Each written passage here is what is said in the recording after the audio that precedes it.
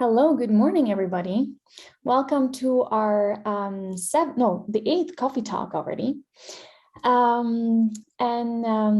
my name is Anrike Smit, and I am an independent contractor with Alberta Milk now to help them conduct some of their research and extension activities. And some of you may know me as well from my role as a postdoc at the University of Calgary. So today we will talk about transition feeding. Jody will paste some comments regarding some housekeeping comments regarding this Zoom meeting in the chat shortly. And today we have Anna Laarman talking about transition feeding. And yeah, actually, without further ado, we'd like to jump into your presentation right away, Anna. So if you could start sharing your screen, then the floor is all yours, and I'll be back after your presentation to introduce our facilitators for today. Perfect. Thanks, Anna-Marika. So I'm Anna Laarman. I've been at the University of Alberta for just over 2 years now. I probably haven't seen as much of me as I would have liked, mostly due to travel restrictions and the pandemic. That started a few months after I started here. So I just want to introduce myself, and I do hope to be out and about more in the coming years. So part of my research program, as was mentioned in the introductory slide, is looking at how the gut in the dairy cows changes and develops over the course of a cow's life. So today, one of the major changes I want to talk about is the transition cow nutrition. So how do we optimize that? How do we change that? And so that's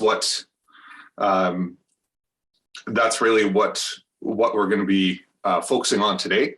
And so the transition period is one of the major shifts in gut physiology and anatomy, some of which you might be familiar with. So just as sort of an overview for a couple minutes, it's really a rapid transition from a positive energy balance where dry matter intake is greater than all of your energy expenditures in the dry period, into a very rapid change into a negative energy balance. Now, that diet adaptation that we typically do on farm is usually complete within the first 7 days in this little bit here, but the adaptation of the gut itself to more or less get used to and fully adapt to the changes in diet really take weeks. So this entire period here, there's just a massive amount of adaptation that's happening. And that's not something we necessarily see on the outside, but it's something that we see in terms of susceptibility to metabolic diseases, susceptibility to feed drop-offs, and so on. One of the major metabolic disorders that you're probably familiar with is subacute ruminal acidosis. So basically, that's the result of just a lot of fermentation that's happening when we're changing over the feed to from a low non-fiber carbohydrate content to a high non-fiber carbohydrate content, and then the dry matter intake nearly doubles. Then what you're having is just a very rapid increase in very rapidly fermentable carbohydrates. And so as a result, a lot of VFAs get produced, and it turns out that production of VFAs is what's really damaging. So on the study on the left here, this was a study out of Germany a couple of years ago. What they looked at in a lab is they looked at how porous the membrane is, so how porous the rumen actually is to, this is just a marker, it's just fluorescein, just how porous it is. So the bigger the bar, the higher the bar, the more porous it is. And so what these researchers did is they changed the rumen pH. So this is all done in the lab. They changed it from 6.1 to 5.1, which in an adult dairy cow in the transition period will cause some clinical problems. And they found that it made no difference. So it's just natural variation here. But when they added the VFAs to the mix, so the short chain fatty acids, the same thing, then suddenly the membrane became porous. So that VFA production is one of the key contributors to that porousness and that damage that we risk happening in early lactation during that transition period. The other thing that's really important is when that VFA production skyrockets and the pH plummets, a lot of the gram-negative bacteria start to die off. And one of the things that comes loose as part of the cellular debris when those bacteria die is LPS, lipopolysaccharides. And what you can see here, this is a study out of Manitoba from Dr. Case Blazier's group. You can see that in a control setting, you have maybe 30,000 units of LPS, and that increases about sixfold.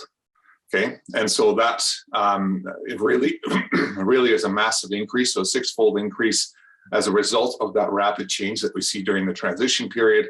And then the serum haptoglobin is an indicator of immune response. So we're seeing that in some of these cases that elicits a very strong immune response. So that rapid fermentation, the drop in pH, the increase in LPS, really it's a perfect storm of factors that make for a very high risk transition.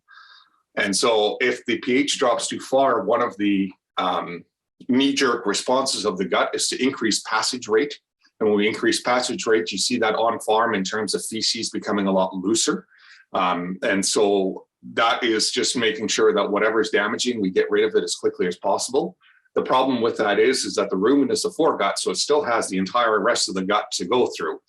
And so the starch that's not degraded in the rumen ends up being degraded in the small intestine or the large intestine. And when you're focusing only on the rumen, that's a good thing.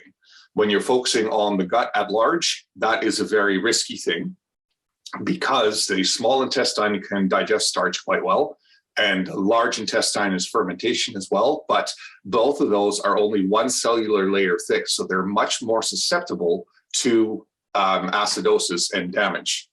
So here's an example of that. This was a study at U of A quite a while ago, at U Alberta 15 years ago, but it shows it really nicely where when you increase your LPS and at low pHs, so on the left panel, that's the rumen tissue. When you go from pH 6.5, 5.5 to 4.5, it's all fine.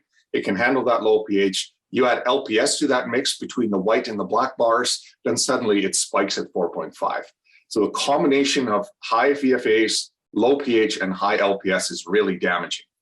Now, when the rumen then ditches all of that remaining starch, increases the passage rate to get it to the hindgut as quickly as possible. The problem we see there then is we see the same trend here. Lower pH with LPS suddenly goes up. But what's interesting here is that when we are looking at the porousness of it, it is far, far higher in the hindgut. So here, when you see this drastic increase, it increases to about 25 units. And then here in the hindgut, that same treatment drastically increases to 140. So the hindgut is multiple times more sensitive to these perturbances than the rumen. And we're starting to pay more and more attention to hindgut acidosis and overall gut health rather than focusing on the rumen alone, because here you can see the impact of that rapid switch over from a low concentrate to a high concentrate diet. The gut barrier, like I mentioned, in the rumen, it's 4 different layers, and it's the top layer is keratinized, so it's very resistant to acids. In the small and large intestine, it's just a single layer. So if a single cell is destroyed, so to speak, if the single layer is damaged, then we already start to see the problems with potential for bacterial translocation, immune response, and so on. So the hindgut is really very sensitive. So we really need to optimize how do we get those animals onto those high starch diets. So those dairy cows, once they calve, they're going to be in a negative energy balance. And that negative energy balance is hugely problematic for metabolic disorders like ketosis, fatty liver disease, cyclicity, and so on. What we then need to do for that transition that you're probably very familiar with is a rapid changeover from a low starch diet to a high starch diet and maximizing intakes. And the whole point of that is to maximize the energy intake and minimize that negative energy balance. Where that is a risk is that because dry matter intake and starch content both go up, we have increased short chain fatty acid production and increased LPS production, which together can depress pH, it can elicit immune response, and it can also lead to gut barrier failure, which gut barrier is the only thing stopping bacteria in the rumen, in the small intestine, in the large intestine from entering the bloodstream, causing diseases, liver abscesses, laminitis, so on and so forth. So the whole point here is how do we best manage this? And so there's a couple factors I want to talk about. One is short chain fatty acid absorption. So the first one is a study by Dr. Greg Penner, who you'll hear about tomorrow, or who you'll hear from tomorrow, excuse me. And one of his studies that he did, he showed very nicely that in sheep, the difference between acidosis resistant and acidosis susceptible sheep is how fast they can transport those fatty acids out of the rumen. So the higher the clearance rate, the more resistant they are to VFAs. And what we found in a study I did a couple of years ago, on the right is when you are feeding animals ad libitum, when you're feeding steers ad libitum versus giving them subacute ruminal acidosis versus feed restricting them, it can dramatically change how fast that clearance rate is. And so it's very diet dependent. And that's led us to try and manipulate some of that clearance rate to improve uptake. And one of the big candidates for that is through the use of prebiotics. So I've done a fair bit of work with butyrate as one of the principal prebiotics. And what we're really seeing here on the left, that was a study where we supplemented a TMR, a high non-fibrous carbohydrate diet with butyrate. And then what we found after 7 days, when you look at the blue bars, those are butyrate supplemented and red aren't. The far right two bars are after 7 days. And what you're seeing is an increase in the ability to clear those VFAs out of the rumen. So there's some ability to dietarily improve that transition. And then a couple of years ago, we were interested in trying to do that before calving as well. So during the dry period, we fed a butyrate supplement as well to try and improve that uptake and hopefully improve dry matter intake. We unfortunately didn't see that input. So prior to calving, that ability to manage that uptake and ability to adapt is really quite a bit more limited. And there's quite a bit of work going on. There's a couple of groups in the Netherlands that have looked at this quite a bit in the last 5 years on how to give those cows a running start before the transition period fully begins after calving. So another one after prebiotics like butyrate and other organic acids. Another one is fermentation products that are becoming more and more abundant in the market. So the fermentation product is just a probiotic that's allowed to ferment. It's given a lot of fuel, so a lot of sugars and proprietary blends, and then the probiotic is removed. And then what's left is basically a lot of liquid, and they might be able to dry it up, but it contains a lot of bioactive compounds as a result of that fermentation process. So this particular one, this was a lactobacillus product. So this is a study we did a couple of years ago. And what we found here is when we added that lactobacillus product here, we found an improvement in the butyrate production as well as the, so the butyrate production, sorry. And then when we took that to an animal setting, that we actually found the growth rate to increase substantially. So that was about 100 grams a day increase in these growing steers. So these fermentation products and some of these prebiotics really have a lot of capacity to increase the gut adaptation and stabilize the microflora. The last one is the probiotics. And probiotics are just any kind of actively living microbes. So there's yeasts and bacteria typically, and you're starting to see what are called symbiotics, which is a combination of the two. And so they can aid dietary adaptation. So here's one study that we did in Guelph almost 10 years ago now. And what we did is we switched cows to a high grain diet very suddenly over the course of 2 days. And we found here that the amount of acidosis here was not impacted by the treatment. So when you switch over, you suddenly have a lot more acidosis, as you would expect. But in feeding this particular yeast product, we saw that the gray bar that was fed the yeast product had a lot quicker recovery from their acidotic challenges than the control cows did. And that was reflected in both the dry matter intake, which drastically increased over those couple of weeks, and which is, of course, very advantageous because this would be the early lactation.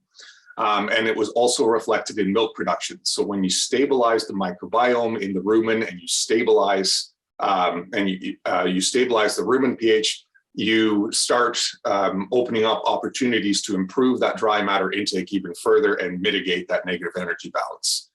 One big thing on probiotics is that they're not all the same. So you'll see Saccharomyces cerevisiae, which is just a baker's yeast, but there are many, many different strains and they're not comparable. So this is a different strain that we did, and that study is currently in review. So we did that study about 2 years ago. And what we saw here is when you're looking at the squares here, those are the multiparous animals and the primiparous animals, primiparous cows. There is no difference in dry matter intake when we fed them over the course of 12 weeks for neither multiparous or primiparous. But what we found is that the cows fed the probiotic, the Boulardi strain, had better body weight retention after calving. And so since the dry matter intake wasn't different, that was something else. And where we saw that difference was here in milk production, where we saw a steady 2 kilo a day increase as a result of feeding this probiotic over the course of about 7 weeks. And then the differences start to about disappear. And so that's really an ability of improving the animal performance and that transition. So it's about improving dry matter intake and stabilizing the microbiome, improving your VFA absorption. So the big challenge in optimizing transition nutrition is that increase in dry matter intake and increase in starch drastically increases the VFA production, which risks lowering pH, increasing LPS production, and eliciting immune responses. And then this happens in both the rumen and the hindgut. So it's important to think of the whole cow and not just the rumen. And the cow itself will take many more weeks to adapt. So it easily can take 6 weeks to fully adapt to these changes in diets that happen in early lactation. So even though the metabolic disorders are very prominent in 2 or 3 weeks, the full adaptation takes much longer. And so to aid this response, to maximize our dry matter intake and stabilize that rumen environment as much as possible, there's 3 major categories of supplements. There's prebiotics, so you have organic acids. I gave you an example of one. There's also oligosaccharides, which are getting more and more attention now. You also have fermentation products that most popularly are lactobacillus, which are bacteria, and Saccharomyces, which are yeast. Those can be very beneficial as well if they've been tested. And then you have the probiotics or the active dry yeasts or the bacterial products that can also be used. But it's important to recognize that all strains are not created equal. So if somebody's trying to sell you something or trying to sell you a product, make sure you look for the research that backs that particular strain precisely, because there's many, many different strains of Saccharomyces cerevisiae. There's many different species of lactobacilli. And so it's important that you are given the information that pertains to that particular probiotic. The last thing we're finding in a lot of these studies, not just from my team, but also other teams, is that a lot of these benefits are typically seen post-calving. Whether or not the pre-calving feeding requirement is necessary to see those benefits isn't clear. But even if you start prior to calving, you probably won't see a lot of those benefits until the calving process and the diet transition is fully begun. So with that, that's all I got here. So thank you for your time and attention. I want to thank my team. We're a great set of folks right now from Brazil, Canada, the US, and lots of funding sources, both industry and milk boards and federal government. So just really, it's a very wide input of people who have driven my team's research. So thank you all, and I'm happy to take questions. Thank you so much, Anna. I think it's a very interesting subject. I think for all dairy producers, it is a challenge to manage that transition period well. So I think it was a very interesting presentation for many. And I also thought it was interesting that you, because we're almost, I mean, to me at least, it sounds like we're almost always just focusing on that rumen, right? but it's interesting that you were also kind of highlighting the importance of the hindgut and that fermentation. So maybe there will be some more questions about that later on in the Q&A period. But from here, I would like to give it over to Titia Huizer and Marilou Swift. So Titia is a dairy producer in Alberta, in Olds, or near Olds. And she is also the chair of the Alberta Milk Research and Extension Committee. And Marilou, she is a director at Trial Nutrition, and she obtained her doctorate in ruminant nutrition and near infrared systems. So with that, I will just turn off my camera and mute myself and give it over to Marilou and Titia. Thank you very much, Anna Marika. That was a great introduction for both of us. And thank you for being asked to be part of this coffee talk. Thank you, Anna, for all your slides that you presented to us. I have to admit, some of them were a little bit above my understanding, but we also know that feeding that transition cow is so important to set her up for the next lactation. A few things that have come to my mind, and some of them are practical and some are more in depth. I know Marilou has some questions too, but I think it's good to start with the questions that we have from the audience. And the first one that is being asked by Peter Waldner. His question is, what do you think of feeding calcium binders like Exolite before calving?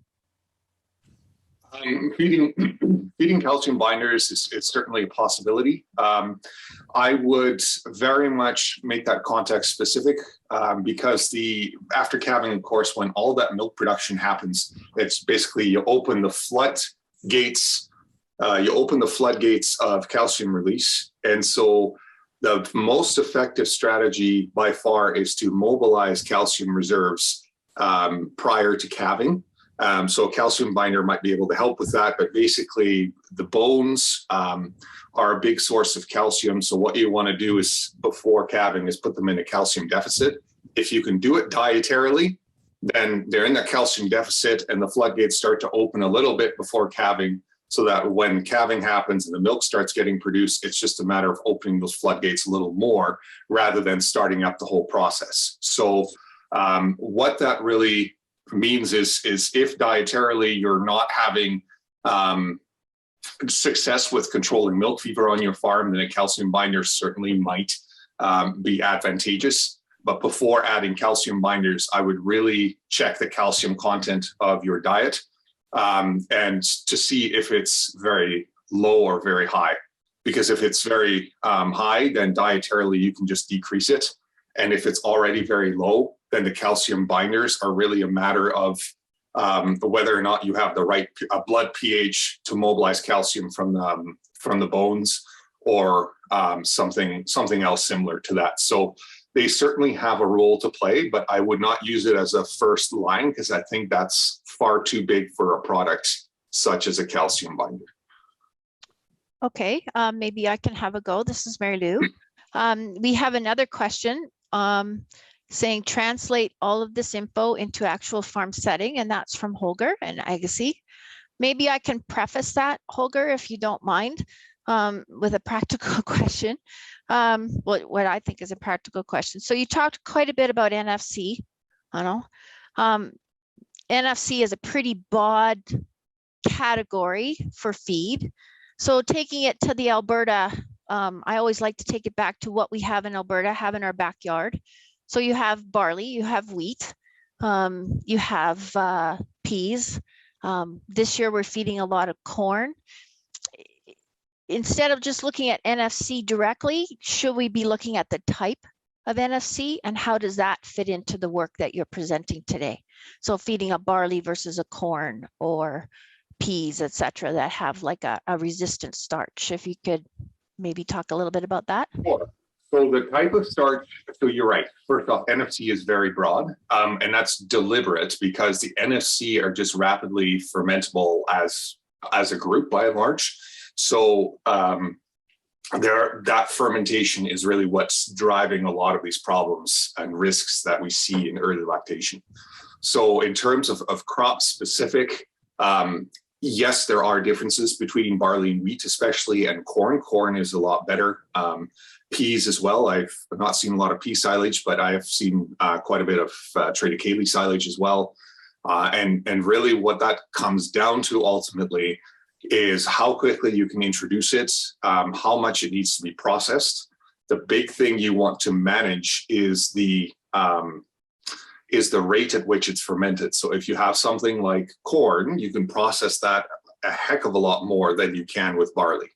Barley, once you crack it open, it's basically open hunting season for those microbes. All the starch is readily available.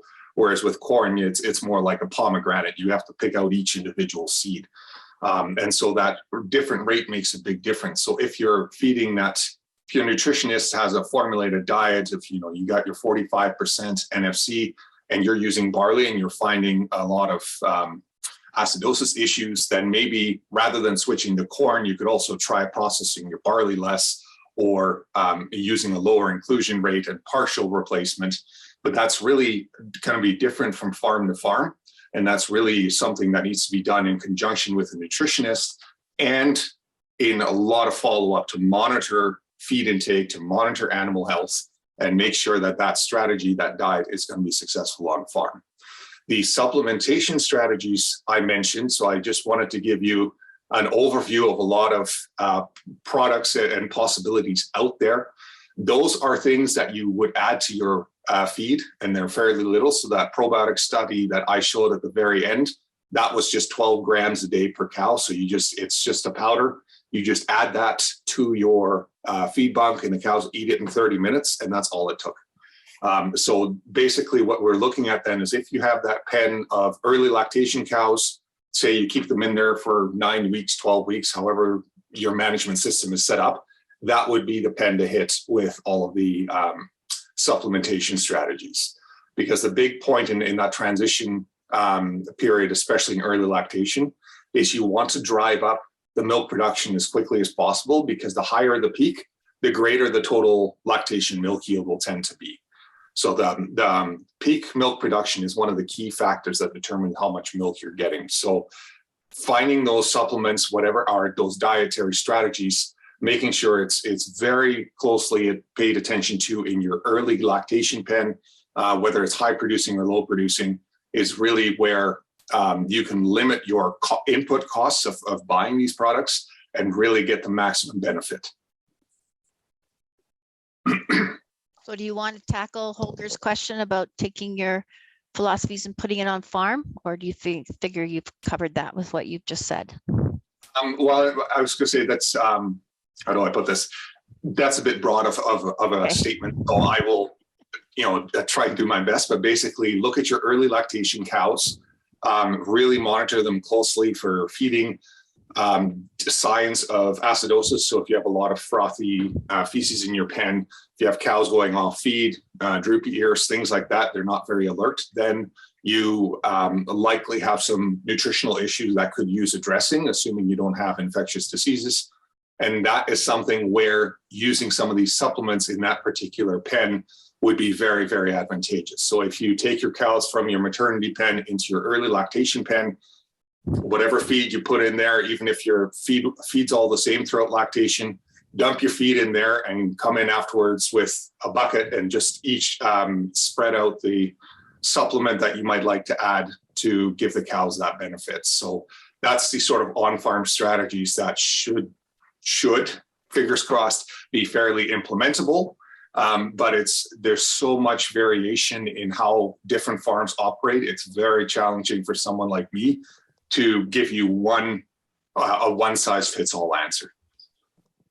So if you have follow-up questions on that, or you want me to go further with that, please do let me know. I'm happy to keep going.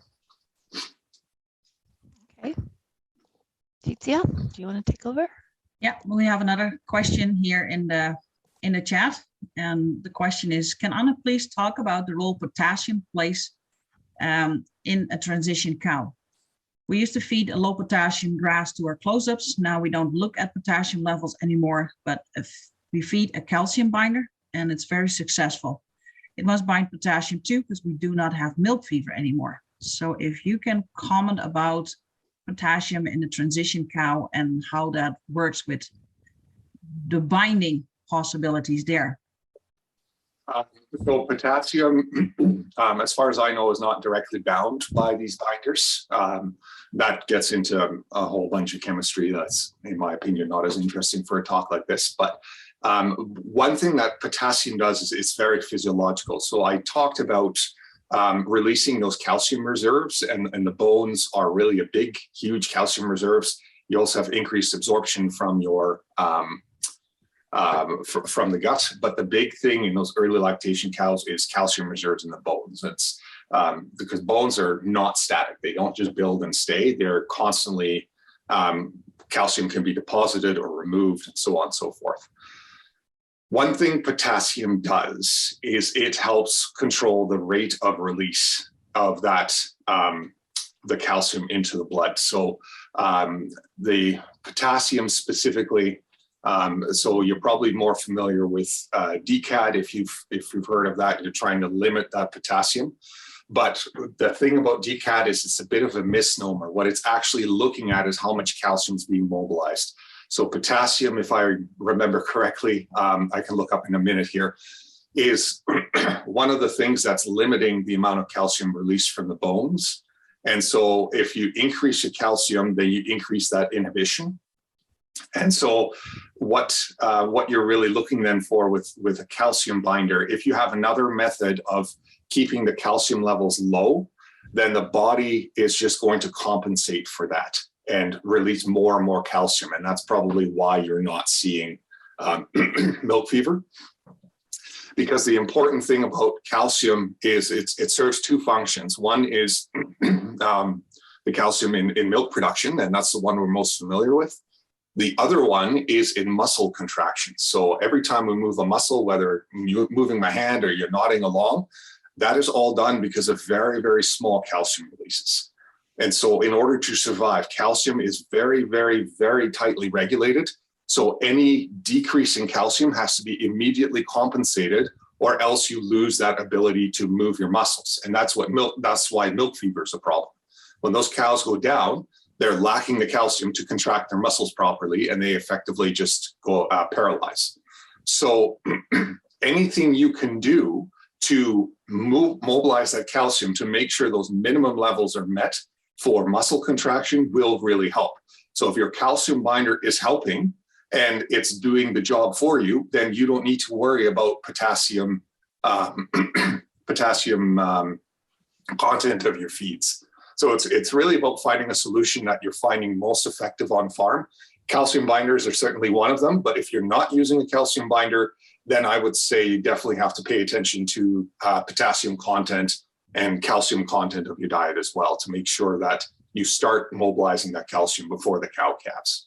Did that answer the question? So I guess it's Q&A, sorry. Yeah, no, I think it did. Yeah.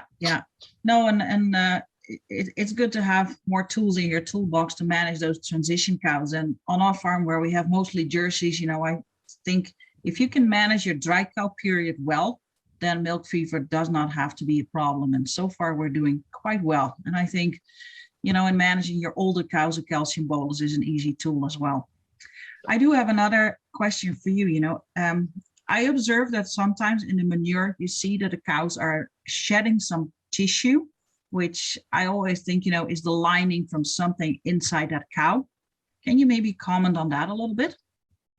If you've got lining in your tissue, so that'll be very frothy and yeah, I don't quite know how to describe it. It's almost like little rice flakes. That's very much part of the hindgut acidosis I talked about. So I showed that picture. It was a purple picture. And what that is that's literally the lining of the hindgut, so of the colon. And once that starts shedding, so it sheds constantly, sort of like your skin does as part of a natural process. The problem is when it sheds too fast or it gets damaged, like you pour chemicals on your hand and you get a burn. Or in this case, you get too much fermentation and the barrier breaks down.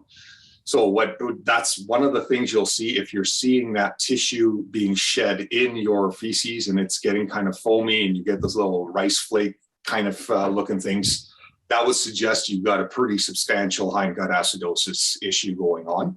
And that's certainly something where some minor changes in your nutrition program might be very helpful. So Mary Lou mentioned, for instance, corn and peas versus barley and wheat.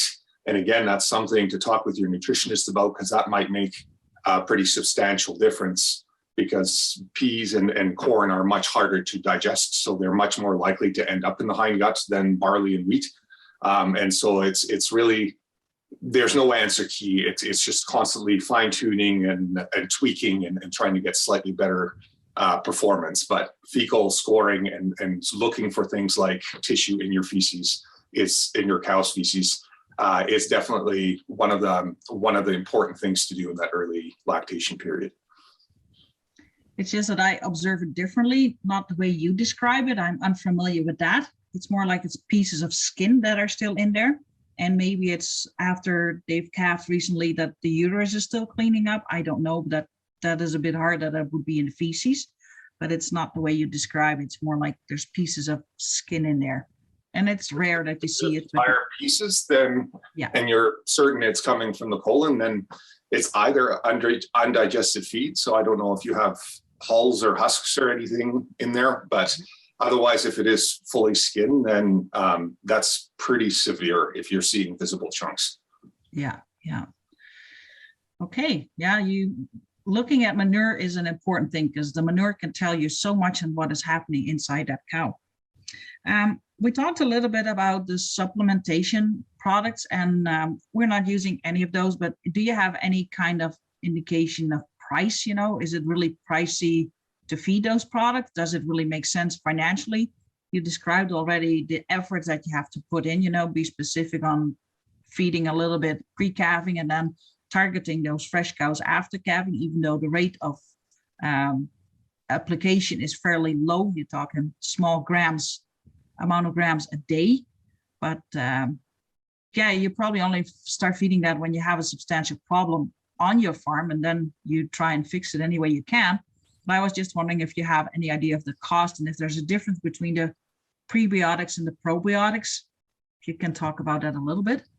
So I'm not very knowledgeable on price point, honestly, and that the main reason for that is that's done by economists who know far more about that than I do. The one thing I will say that does inform me on price point is things like butyrate, things like a lot of these active dry yeasts are commercially available and are used on various dairies. And so they are affordable to some, to a number of producers. I think the big key is going to be making sure before you decide to make such a change, have a look at what your herd is doing. Do you have a problem? For instance, are you seeing flakes or skin flakes, epithelial shedding in your feces? Are you having a lot of foamy manure, so on and so forth? And what would it look like for that problem to be solved? The other thing you can do is, if you're don't really have a specifically identified problem, is to use your baselines. This is what your fecal scoring is like. This is what your intakes are like. This is what your milk production and components are like. And then feed that supplement for, say, 6 months or something when you've had 50 or 100 cows go through an entire cycle of that treatment, and then compare those numbers again and see if that product is working on your farm. So for instance, the product I mentioned, there's been a lot of research in calves. And in one facility where the calf cleanliness was just top notch and just over the top hygiene, that product didn't actually do anything because, and the best explanation we have is that because the environment was so clean, there wasn't really any challenge to the immune system. There wasn't really much of a challenge to the calf. And so that product didn't have a problem to solve, in which case, feeding that product is not really going to be financially worthwhile. But if you have a problem and that product solves it, then I think it's up to you as producers to determine if the amount of input is actually worth it. But all of these products I mentioned are all commercially sold to producers, and they're used regionally or internationally. I could maybe add a bit on that just to help. So some of those, particularly the yeast products that you're talking about, traditionally run between 3 and 8 cents per head per day, if that gives you any indication. I have a question going back to the feed. Sorry, that's my thing. So we talked a little bit about the grains. So having looked at all the silages that I do going through, we see a wide range in the fermentation profile of those silages. And you talked a little bit about VFAs and the ability of cattle to rid the rumen of those VFAs, which I frankly I'm assuming you're talking about from grain breakdown in the rumen, etc.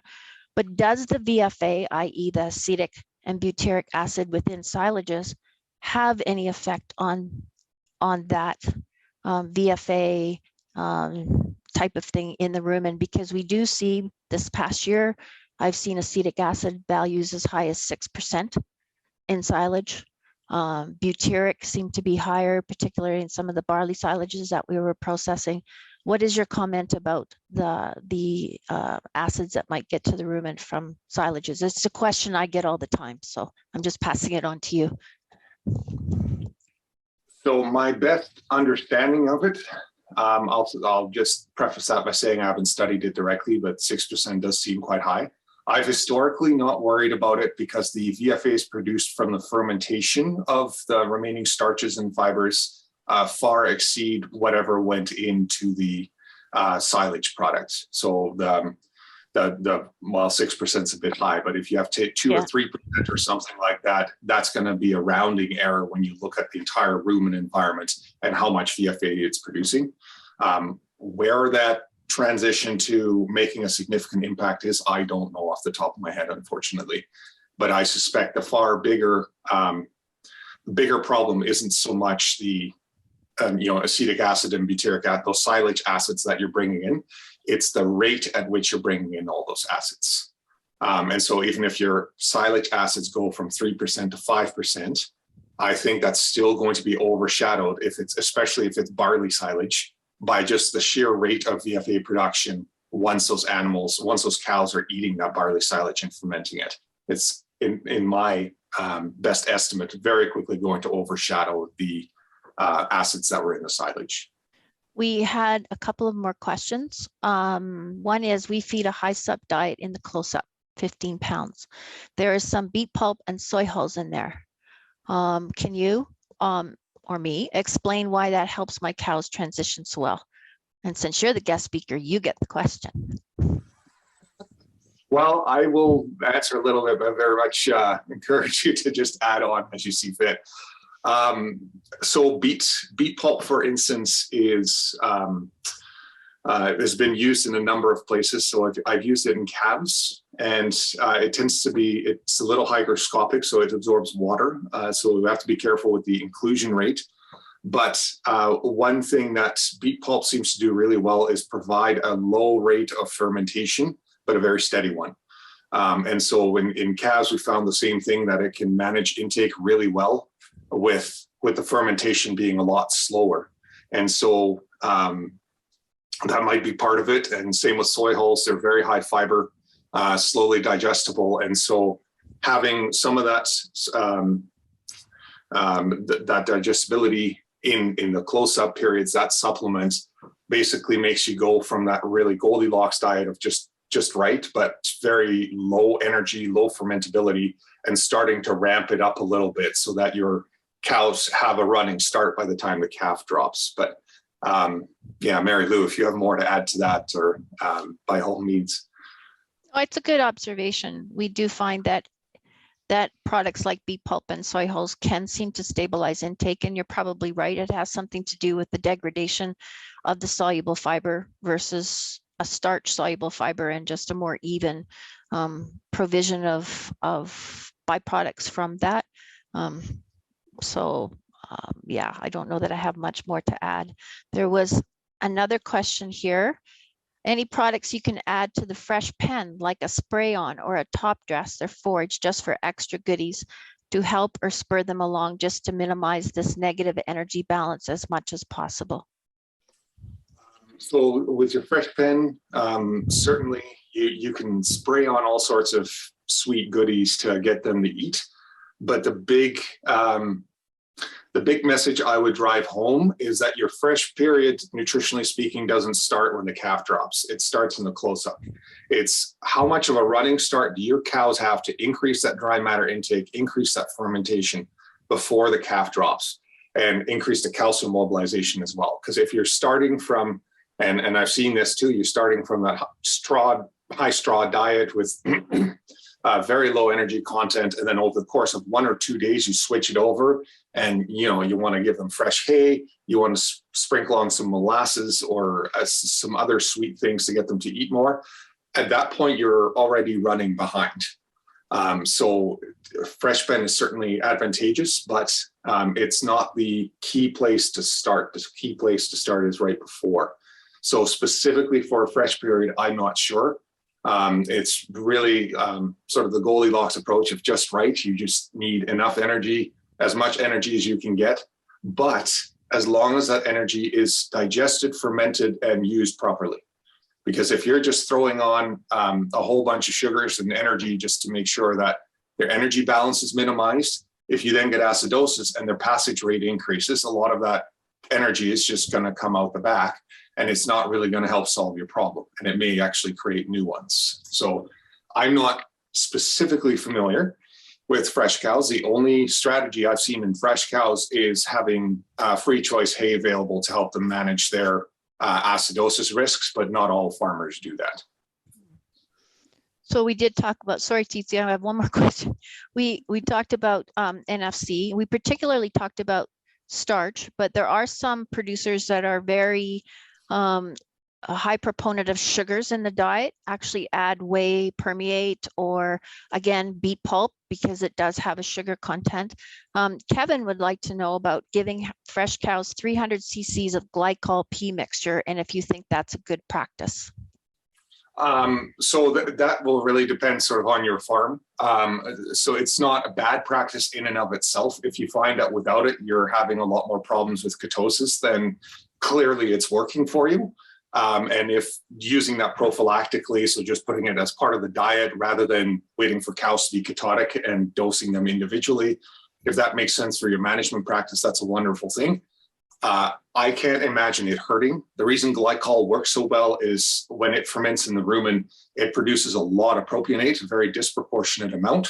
And that propionate is used to make glucose in the liver. And that is what prevents ketosis. And that's why you have you can have a glycerol bolus for cows that are ketotic. So this is just doing the same thing prophylactically. I know a lot of cows are, I know a lot of dairy farmers have done that with calcium boluses as well for similar strategies of just alleviating a problem.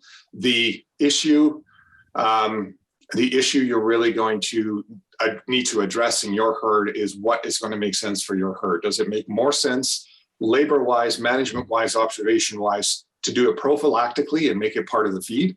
Or is it more sensible to just do it on a therapeutic basis and only treat the cows that are having ketotic problems?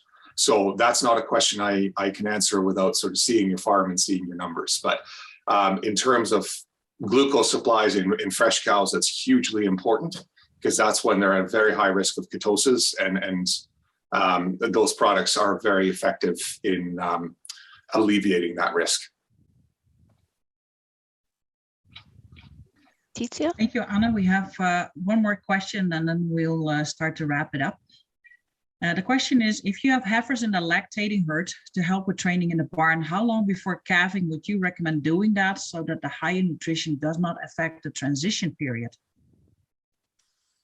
That's going to be a trade-off. So I would put that as close to the expected calving date as possible. I probably wouldn't go much over a week. But the big thing I think is going to be just trial and error. Start with a week and see if it works. If you're finding that your heifers are starting to have, if their intakes are quite higher than and causing metabolic problems, then that's not a great thing. You might be able to compensate for it by right before doing that, making sure they're on a very low energy diet. So there's still a lot of a bit more give in terms of body condition scoring for that week or two. The advantage of doing that is that you're going to have the heifers produce milk, but they're not going to produce as much as your multi-paris cows. So the risk of milk fever is going to be considerably lower. But I have heard a number of producers complain about heifers eating anionic salts, whatever you happen to be feeding, and it leading to udder edema. So it's a possible strategy, but I would say it's a risky strategy. So if you do it, I would start with a week and see if you can make it work. If the body condition scoring becomes a problem, then manage your body condition scoring program a bit differently so that increase, whatever increase you see in the last week or two, isn't going to damage your heifer's performance. Thank you very much, and that is a good perspective on it. Trial and error will bring a lot of problems to light and abilities to fix that. And I think, whether the nutrition is a key element in the transition cow, there's always more factors that play a role in having that transition go smoothly.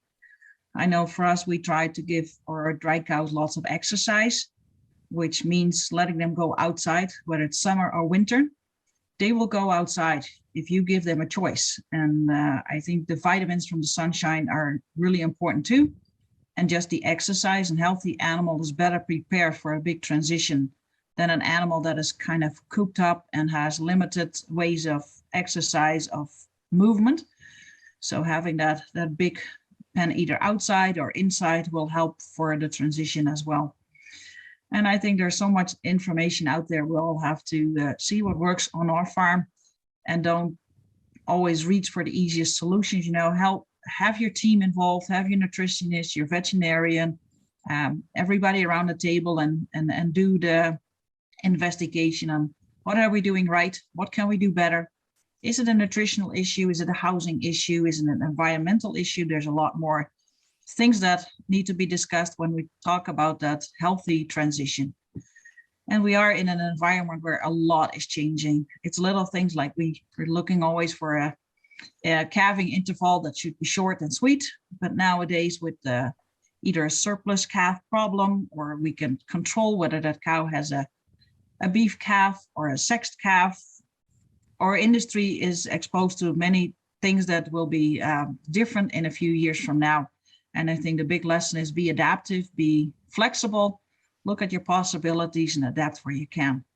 So I think this introduction for you was really helpful for those that are operating at that level. And I appreciate all the questions that have been brought forward. And I don't know if Mary Lou has a final comment here to make.